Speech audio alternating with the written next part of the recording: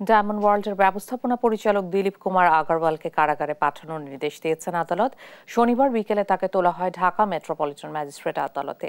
এর আগে বাড্ডা থানার হৃদয় আহমেদ হত্যা মামলায় 3 দিনের রিমান্ড শেষে দিলীপ কুমার আগরওয়ালকে আদালতে হাজির করা হয়। অসুস্থতা এবং বিশিষ্ট ব্যবসায়ী বিবেচনায় জামিন ও কারাগারে বিশেষ সুবিধা চেয়ে আবেদন করেন দিলীপ কুমার আগরওয়ালের আইনজীবী। আর জামিন বাতিল চান প্রসিকিউশনকে সহায়তা করা আইনজীবীরা।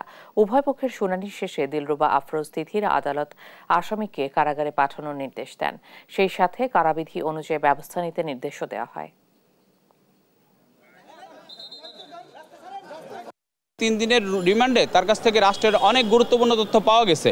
কোটি কোটি টাকা দিয়ে বিদেশ থেকে প্রচুর অস্ত্র এবং গোলাবারুদ এবং বিভিন্ন রকমের বোম এবং বিভিন্ন উপাদান উনি সংগ্রহ করেছেন এবং সংগ্রহ করে এটা ছাত্রলীগের পোলাপান, যুবলীগের পোলাপান তাদেরকে সরবরাহ করেছেন। আর যার কারণে আমাদের হাজার হাজার নিরীহ ছাত্র যারা কোমলমতি দুধের ছাত্র তারা মারা গিয়েছে।